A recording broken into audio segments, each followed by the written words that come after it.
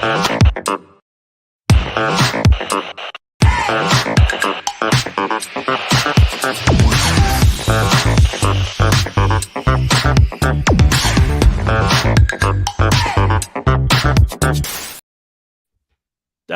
to Off the Curve. Justin Spiro here, and what an exciting time in Spartan Nation. This is sort of our best time of year, right? This is what we look forward to, and it's been what I've been told is an eternal hiatus, and Michigan State has been many, many years removed from any success in the tournament, as I've been reliably informed. So it's nice to finally break that seemingly eternal 2-year streak. I'm happy to be off the mat as a Spartan.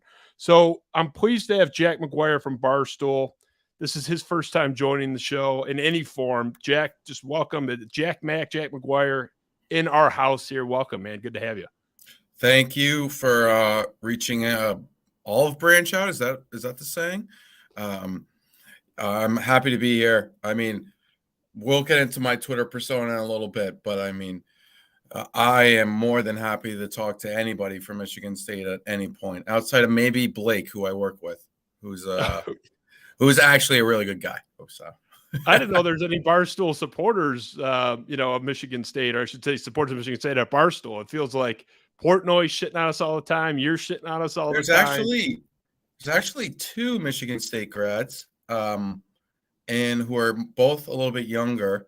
But yeah, I think there's 2. There may be a third who works on more the business side or production side, but I think there's only 2. But that's actually a pretty good number. Most schools only have 1 here outside of. I don't. Do those guys have microphones? I don't. Where are these guys? So it's a woman. She has a microphone, but she's on a podcast with, I don't know if you know who Brianna Chicken Fry is. She's like this massive star, and with college aged and a little bit like younger age girls, and then the guy works more in production and whatnot. But he's big on Twitter. His name's Blake.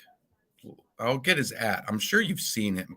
He's not that big. You don't even know his @ Everyone at Barstool's kind of big, though. I feel like you could be the lowest rung there. And yeah, I know Blake. Yeah, he follows me. Yeah. I don't. As you can see, his last name's not there. So I mean, I work with him directly. I don't know his last name.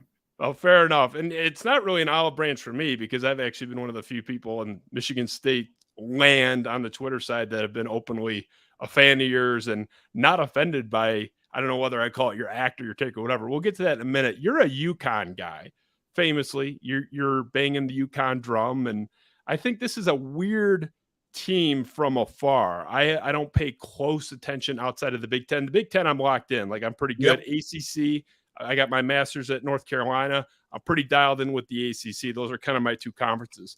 But from afar, and the people I trust, you get off to that hot start, 12-0, 13-0, whatever it was. Everyone that I trust, David Klein in particular, a great Michigan State basketball writer, was saying it's kind of fool's gold. Not that they're a bad team, but haven't really played anybody. No Ken Pom top 45 on the schedule. A little bit fool's gold. That's what I was told. I have no idea. Oh, and then, go ahead. I will just to I'm sure Dave's a great guy, and whatnot.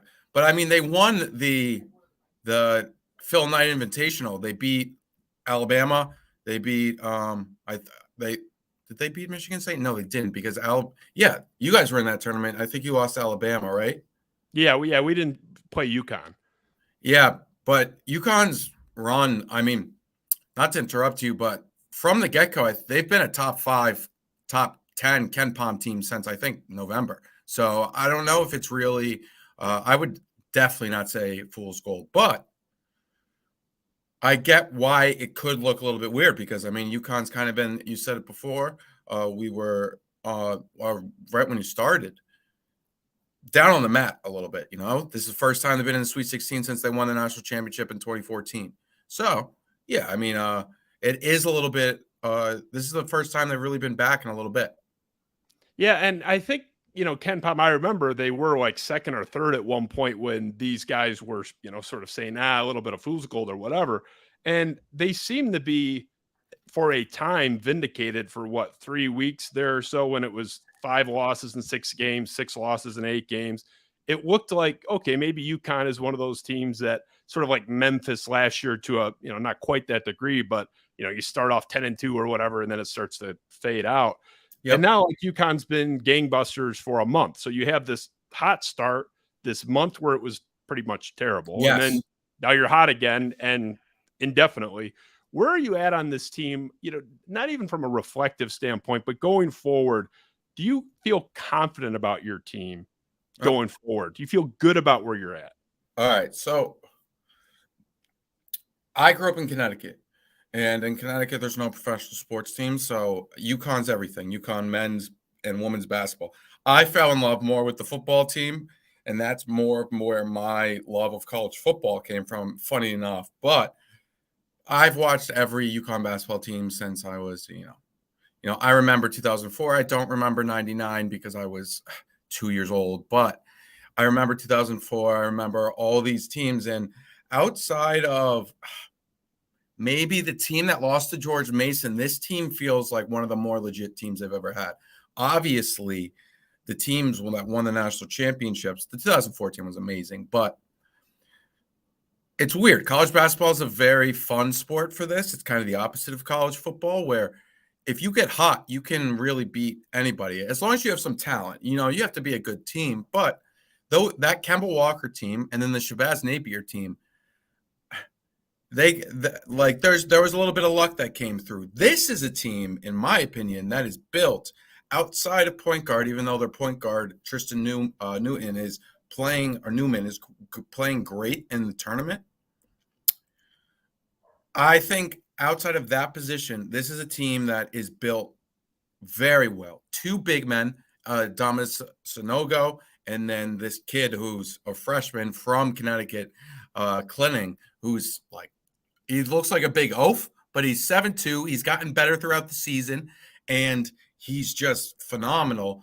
He's a great backup. Then they have 3-point shooters, and also Andre Jackson's great on defense. He's electric when he's in transition. And then, if Jordan Hawkins gets going, I think he's one of the best players in the nation. And I think a lot of people would agree with that. The only thing is, it's tough to be one of the best players in the nation when you're inconsistent. We saw this from him in these first two games. First half, 2 fouls. He has to go to the bench. He pouts, misses a few shots. He pouts. Then he comes in the second half and he's like, wait a second, I'm the best player on the court. Let me score. You need that from the get-go, and Michigan State's had those guys for how many guys have you guys had that are like that have they're just stars from the get-go. He's somebody that, in my opinion, I love, but he needs to be more consistent. And that's the key. If UConn wants to continue to make this run, Jordan Hawkins will be the key. Yeah, I don't know how much you can rely on Sonogo going off like he did the first couple games. I agree I'm not with saying you. he can't do it. Like, he's awesome, but I mean, you look at the history of this tournament. What's the precedent for a guy having 6 straight 25-point games? I'm not saying it's never happened, but it's like on one hand that you can count. Also, he's going to have a game where he doesn't play well. And Sonogo, definitely, he's gotten really good. I mean, this is his 3rd year at UConn, I believe, and he's gotten much better. And some of the best stuff I've ever really seen from him is these past 2 games. But we do have to look at the fact that it's Iona and St. Mary's. St. Mary's had 2 big guys, but once you go up against some of these bigger schools with serious guys down low who aren't just big, they know how to play basketball too. Sonogo can't be relied on 100%, but I think this team can still win if Sonogo only scores 12, 14 points and gets his rebounds. So it's not all on Sonogo, which makes me feel the most confident I've been in a UConn team. And I wasn't during January, they had a bad stretch that you mentioned, but they always seemed like a team that was going to pull it out. All their losses were close losses. And as long as they got hot in February, which they did, they turned it around. And they ended up losing the Marquette in the Big East tournament. But thank God that you guys got rid of the Marquette issue. But I really like this team. Now, it's like any college basketball team. You have a bad game, and it's over, right? It's just that's just kind of how the college basketball works sometimes. Like, guys aren't making threes, you aren't playing the right defense, foul trouble, it's over. But this UConn team's deep, so we'll see. Yeah, I mean, that goes without saying. The tournament is so wonky. I mean, I know that 1 seed Wisconsin team in 2015 was a great team, but lining up against Kentucky, you had Karl Anthony Towns and Devin Booker and the Harrison twins, and I mean, that team was so loaded. And I don't know how, Exactly. you just don't know. I mean, they were both 1 seeds, but to me, Kentucky was clearly a better team, and it just didn't 100%. matter. So, that kind of goes without saying. Sanogo's been like 16 and a half, 17 points a game this year. Yep. So it's not like, I mean, UConn has proof of concept of winning without him going off like that. So it's 100%. certainly, it can be done. Ben, can you throw the graphic with our odds up there? So this is the gambling market for the odds to win the NCAA title. I got to be honest with you. I'm a little surprised, just a little surprised that UConn came in with, I mean, effectively the third best odds, but you're a sniff away from being tied for second with Alabama and Houston being co-favorites there. But 9-1, which is pretty good. I mean, that's a pretty decent, not favorite, but odds payout where the market seems to favor UConn. I would probably have Texas a notch above you guys. That would be the only huge surprise there. But the market says that UConn has one of the 3 or 4 best chances of the 16 teams to get this done. Now, I got to be honest, when I look at this, and one of the things that I consider when handicapping this is I like looking in the region and what coaches are in the region. You guys, in your first game, you're going up against Arkansas. You have Musselman, who, when he's wearing his shirt, is a hell of a coach who's been to the Elite Eight the last couple of years. So this is his, I think, 4th Sweet 16 appearance, 3rd in a row. Across from him, you have the Gonzaga UCLA matchup, Mick Cronin, Mark Few. This is like an invitational for them at this point. They've been here 1,000 times. Dan Hurley hasn't been in this spot before. And I don't know if that's me doing the Tom Izzo comfort blanket and trying to talk myself into feeling great about Michigan State on the other side. But I feel like that is a disadvantage for UConn, where the other 3 guys hanging out in that pod have been here multiple times. Dan Hurley has not. Does that concern you at all? Yeah, a little bit. It's funny. UConn won a national championship with Kevin Ollie, who, I mean, in my opinion, he was a great UConn basketball player. He seems like a good guy too. I don't know him personally, but all things considered, was not a great basketball coach. But they won with him.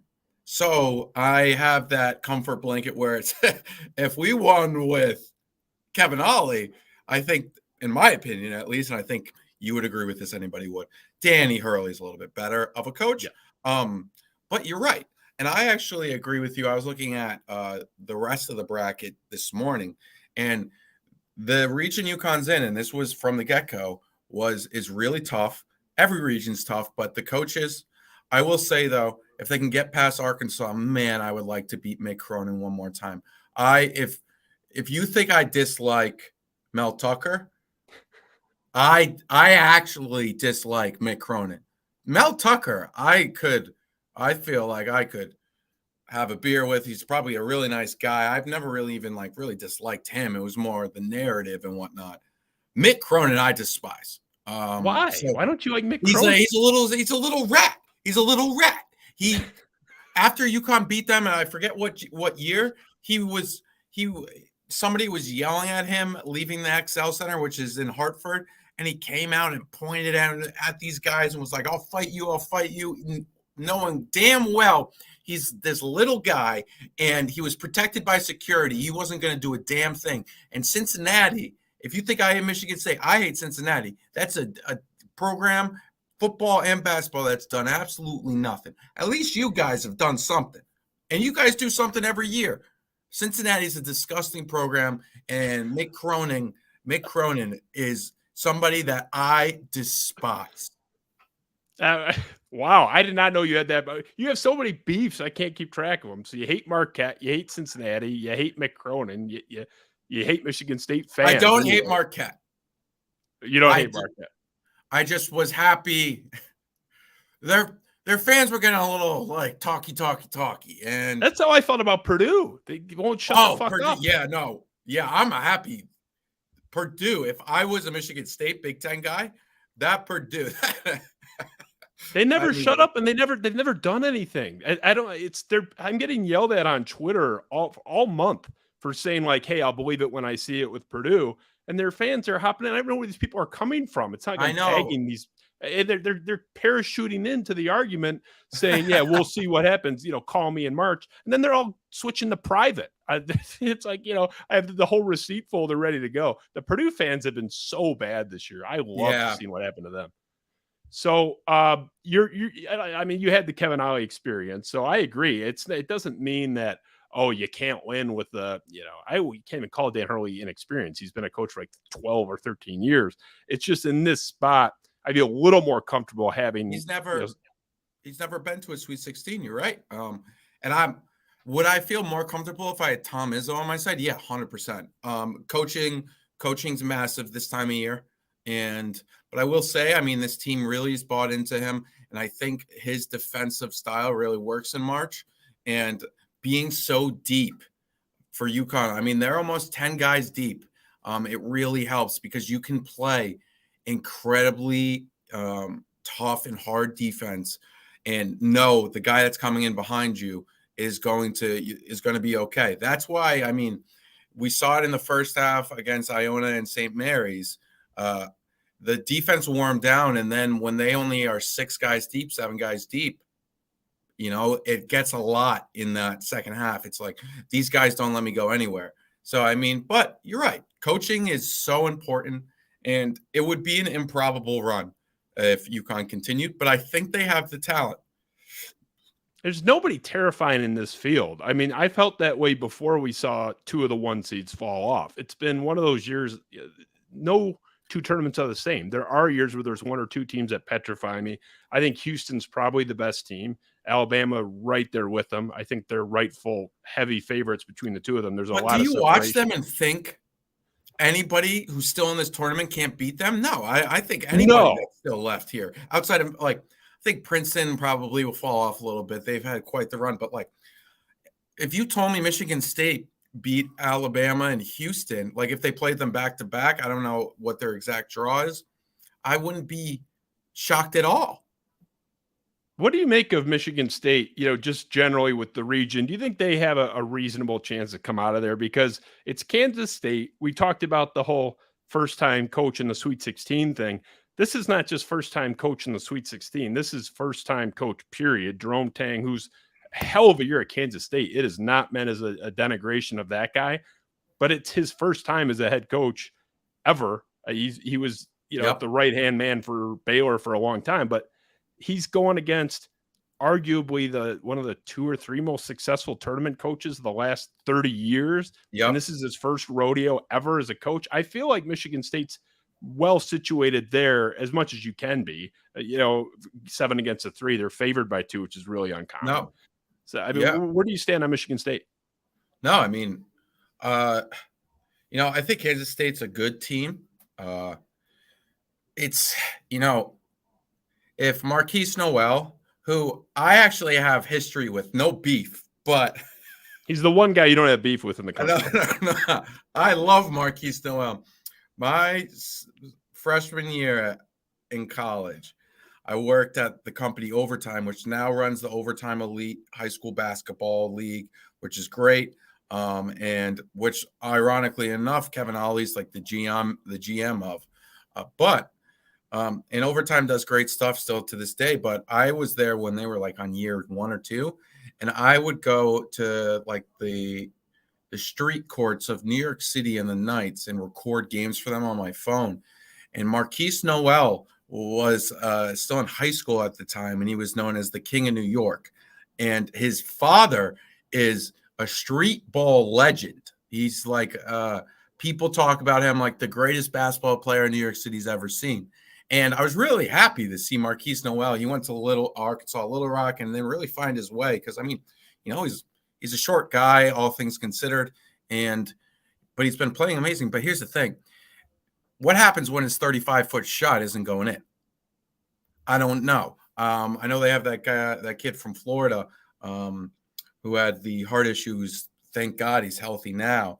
But I just don't like Michigan State. I feel like they're more situated. It's funny. This is like the matchup of New York. What's his name on your guys' teams from New York? Yeah, He's Tyson the Walker.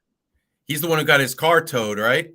Yeah, Yeah. unforgivable, by the way. Yeah, we're working on that fundraiser now. And by the way, I know from experience how expensive that is. I had my car towed on that campus a couple of times, unfortunately. But He yeah, come on, leave the guy's car alone. You have to look up the registration. They I'm should know with you better than there. that. Every Yeah. school's parking sucks, but I heard Michigan State really has a reputation for the parking. At least that's what Blake was telling me. Oh, you That being can't mail a letter. Like you can't like put your blinkers on and walk up to a mailbox. There'll be someone there with they pop out of the sewer. I don't know where these people come from. now, you guys have New York City. Kansas State, I believe, has 3 guys from New York City on the team. So it's going to be, and you guys are playing on MSG, which I think, by the way, I don't know if you're coming up for it or whatnot, but maybe it's a bias because it's New York City for me. That's where I live, and then also the Big East tournament. All the teams are close, so it's a very atmosphere of one side of the arena is one team, one side of the arena is another team. But that arena, it really is one of the best atmospheres when it gets really loud. I know every arena is great. No disrespect to any others, but the MSG specifically when there's a big basketball game, hockey, or a fight. I mean, it's just there's something about it. There's an electricity, and I think we're gonna see it is it Thursday or Friday night that they're playing? Michigan State's Thursday. Yeah. So, Yeah. and then who's the game after them? Tennessee, FAU. I think that's the Tennessee FAU game. Yeah. I mean, Michigan State really has a path towards the Final Four, at least in my opinion. I'm not any college basketball expert, but I think they should be Kansas State. And then Tennessee's good, but they're another team I sometimes watch, and I'm like, Rick Barnes. Yeah. I mean, it's Rick Barnes. Yes, that's another. If you rank the coaches, and I mean, Dan Hurley's last in UConn's region, but if you rank the coaches in your region, I mean, it's Tom Izzo, then a massive gap. Yeah, you have to almost have a separate list. Like it's weird to even have them on the same sheet of paper. I feel like it's a massive advantage. It just is. And this is a guy who has taken 7 seeds to the Final Four before through tougher regions, in my opinion, and tougher challenges. I thought the Louisville team wasn't a great vintage Louisville team in 2015, but was better than anything that awaits them in New York.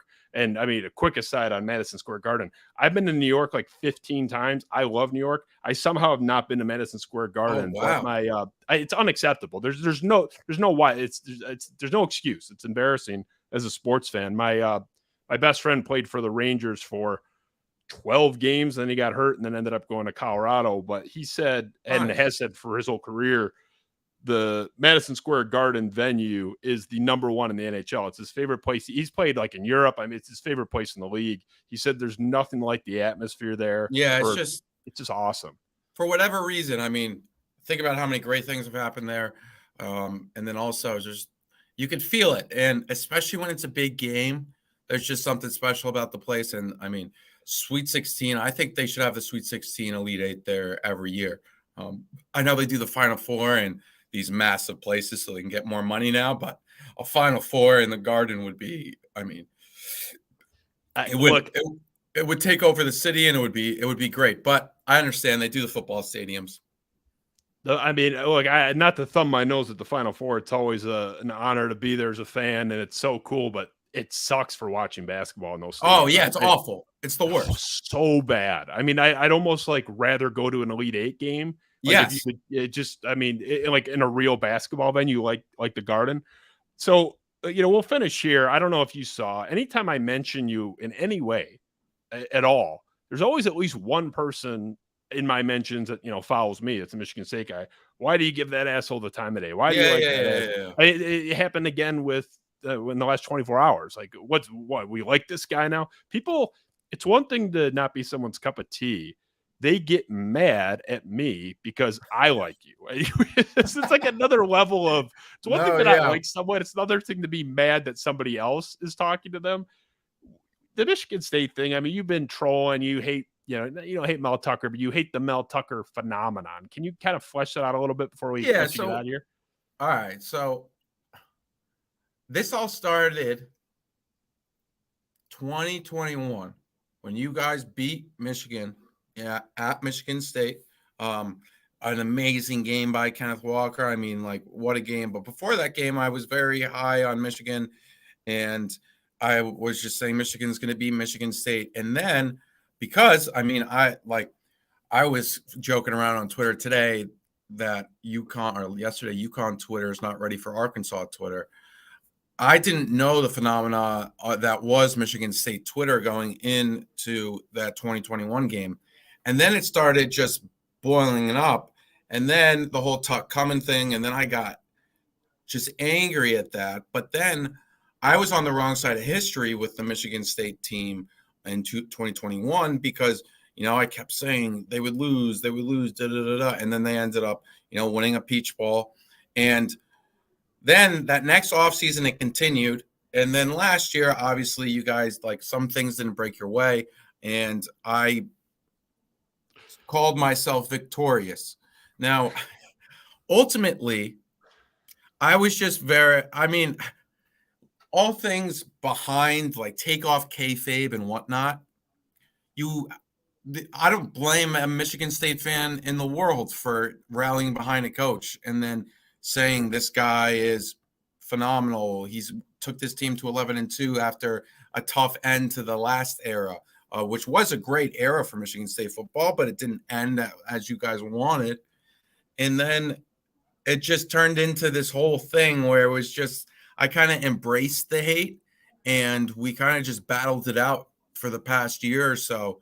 But I don't feel that towards Michigan State basketball. I also don't feel it towards the school as a whole. And then obviously, I mean, I have friends from Michigan State. I know I say the 70 IQ Spartan tribe thing, but that's just more so. I know some people took it as me saying, oh, Michigan State's a dumb school. I'm not saying that. That was just more so. The 70 IQ Spartan tribe, in my opinion, is the tribe on Twitter that has Sparty as their logo and says mean things about me, which is fine. Whatever. I say the mean things too. It's all fun and games. I don't think anything's really crossed the line. Like, no one's really ever really gone too far or anything. But for the most part, I'm kind of retired from it. Like, I'm not going to, if Mel Tucker goes 12-0 this year, I'm sure a lot of people will chirp me. But if he goes 5-7, which I don't think will happen, but let's say he does, I'm not going to be really dancing on any graves. So Mel Tucker, I like Michigan State. I don't mind, specifically this time of the year. But I guess I kind of play a phenomenon on Twitter, and I'm kind of smiling when I'm tweeting it out.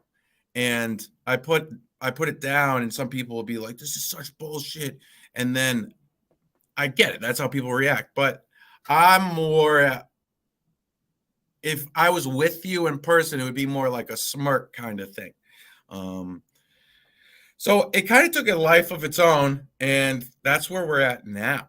And obviously, I mean, I like Michigan State. You guys have like one of the most passionate fan bases in the world. And then also, I mean, you guys rally behind each other. Obviously, there was an awful tragedy that happened on your campus this year, and your guys' reaction was inspiring and really, really cool because, I couldn't imagine that on a campus I went to, or if, friends, family, and whatnot. And I think Michigan State's community as a whole, not that you would ever want this to happen to somebody, but they are prepared because they're tough people, funny, but also can continue on. And I'll give that to Michigan State every time. Yeah, the Michigan State community, it's very provincial. It reminds me a little bit of Boston fans in general with their pro sports teams. And, I think we are provincial. I think we can definitely be sensitive. Part of it is we grew up, with everything around us saying, oh, Michigan is Mm-hmm. the best and only the smartest kids go there, which, I mean, Michigan does technically have a higher bar to clear academically, but there's a lot of people that get, I could have gone to Michigan if I wanted to, when I made that step in my life. And for my master's program with the grades I had, graduated from honors, I could have gone to any program at Michigan pretty much I wanted to, other than maybe the med school. So, there's a lot of people that are like, kind of F you So the 70 IQ shit, that's like, people's sirens go off. I know. But it doesn't bother me. I saw all this shit. Who cares? I mean, I kind of just did it because it took its life of its own because of that reason, and I get it. I mean, I don't know, because I'm not from Michigan. I didn't go to Michigan State. I didn't get told since I went to Michigan State that, oh, Michigan people are so much better. But like, honestly, I think I'd have more fun with Michigan State people than Michigan people. Like the haughty-taughty Michigan man is not my cup of tea as much as the Michigan State fun person is. But you're right. I agree with you a lot. It's very Boston-like. I grew up in Connecticut, and I grew up in Connecticut, and I grew up in a family that both my parents grew up in Brooklyn, so I was more in New York. But obviously, Connecticut split down the middle, and you get that Boston aspect too. And and I think it's just, I don't know. It's like that Detroit area, Michigan. It's cold all the time. You just kind of suffer together, and then you kind of have this weird connection with everybody. Yeah, nothing really topped the Boston fans. I mean, I was at that horrible ALCS game 2 when David Ortiz hits that game time grand slam in the bottom of the 8th, and yeah, that was just one of the most horrowing moments ever. Yeah, I forgot that was against the Tigers.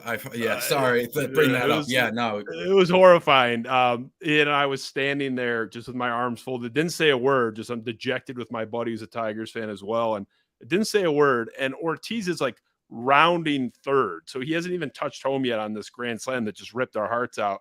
And the woman next to me like sees my posture, my body language, and starts like hitting me on the arm and is chastising me, saying I should be rooting for Boston anyway because of what happened this year. And that was in reference to the marathon bombing, and which had happened, I don't know, 6 months earlier or whatever it was. Yeah.